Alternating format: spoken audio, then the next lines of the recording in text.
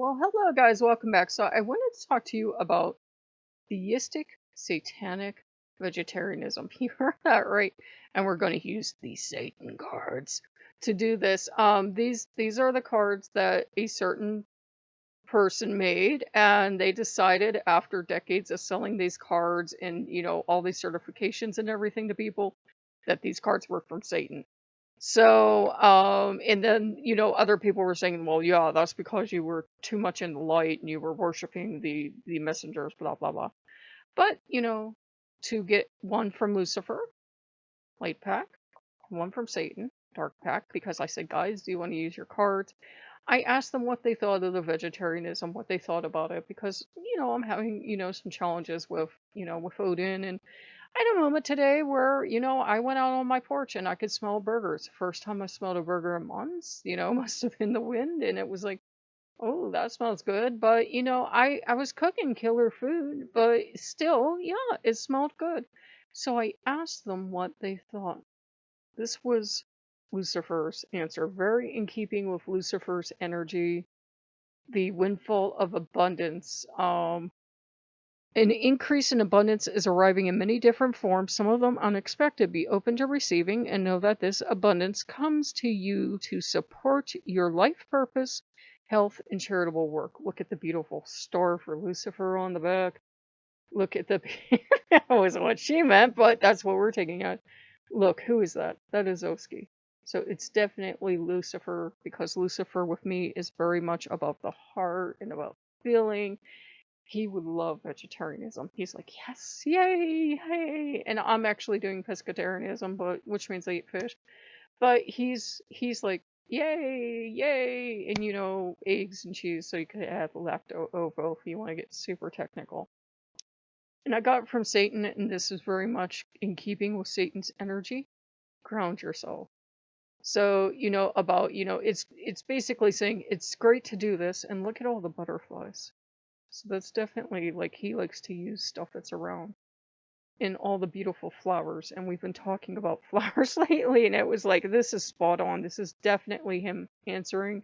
Sometimes said to be an angel of light, so very good card for him. And he's more pragmatic. He's like, this is great, but do you even have a foundation? Do you know your nutrition? he's like, do you know your nutrition? Where are you? And I'm like, please don't ask me where I get my protein, because I've done this rodeo before. And he's like, I don't care if you've done it before. Do you know where you're getting your protein from? Yes, yes, sir. I know where I get my protein. I try not to get too lippy with him. And he's like, fine, fine, okay, you know where you're getting your protein from, and you're eating fish, so I'm happy about that, and you're drinking your milk and that, because the less restrictions you do in your diet, the easier it is for you to meet your requirements without taking supplements.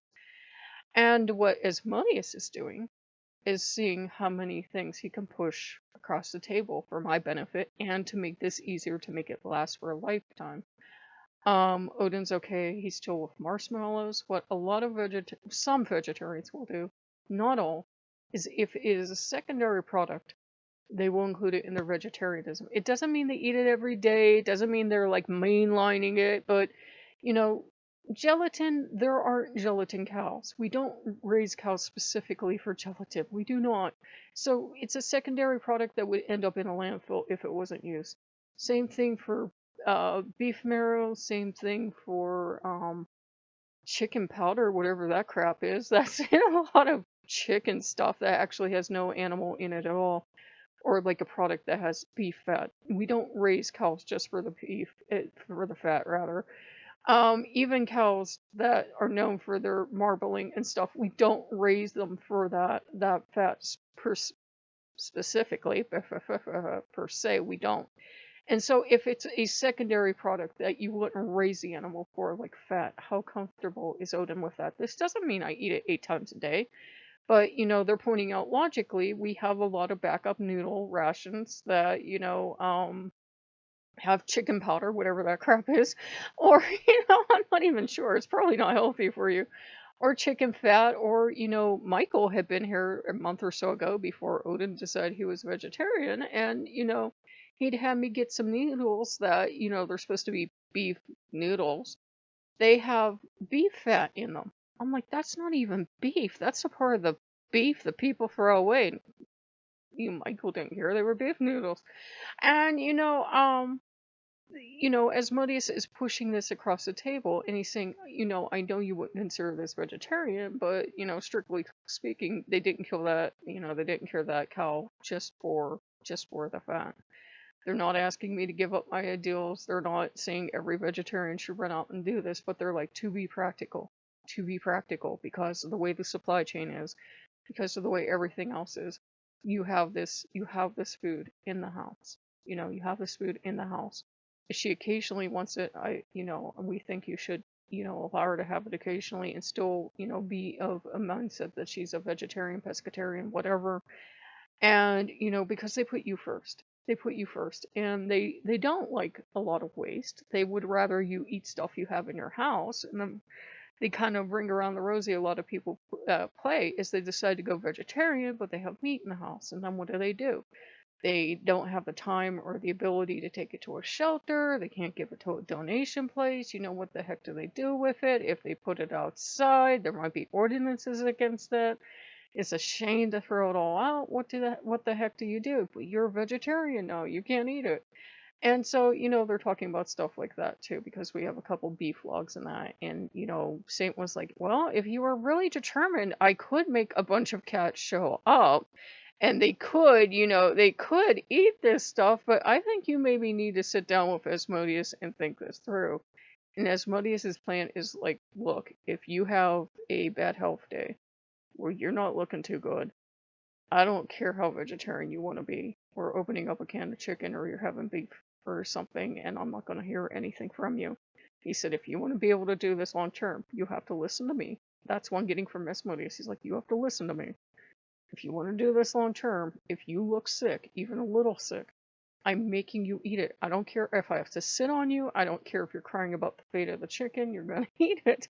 And I'm getting, and that's Asmodeus, because he's my patron, and he's more worried about me than he is about the animal, and not eating it isn't going to bring it back. And I'm getting the same thing from some people. Have a concept of guardian demons, like there's a concept of guardian angels. And I'm thinking my guardian angel all this time was really a guardian demon from Asmodeus's family line. And I'm getting, and he's the same thing. He's like, but there's nothing wrong with eating chicken. Don't vegetarians eat chickens? Technically, no, but that usually is a vegetarian option because it's not beef. It's not beef. That's how some people think. They're like, well, it's not beef and it's not a pig's, therefore it's vegetarian. It's not a lamb. Some people do that. The long-term success here is what they're looking at. They're looking, Odin's looking at it emotionally. Lucifer's kind of looking at it emotionally, though he's thinking a little ahead. Satan is thinking, if you're doing this the rest of your life, here's what you're going to do. You're not going to like my answer, but here's what you're going to do. We'll support you, but here's what you're going to do.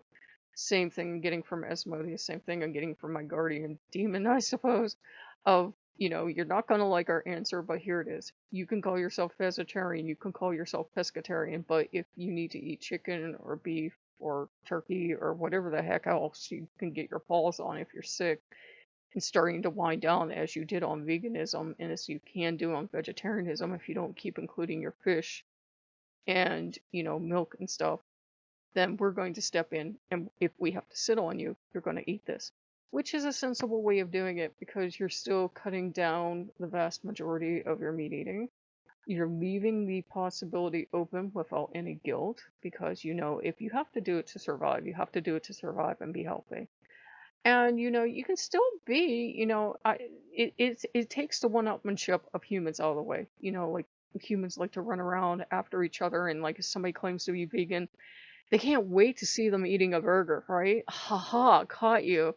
And they're not having any of that. If I need to eat meat at some time, I can, and I've said I'm doing the vegetarian thing for Odin, which I am. I'm doing the vegetarian thing, pescatarian in my case. If I need to eat chicken someday, I'll go, hey guys, I was having a bad day. I ate some chicken. I'm better now. Let's do this. And that'll be the end of the conversation.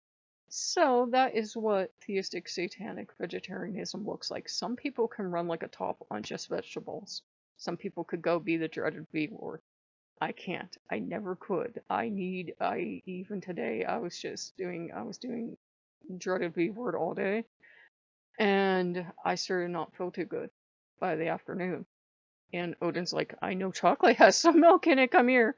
And we had some milk chocolate. I did feel better. It could have been, I don't know what it was, but it was definitely, I need some dairy in my diet. And I had some nuts too, so that helped me feel better too. And he's like, I'm not, I'm not sure about this diet now for you.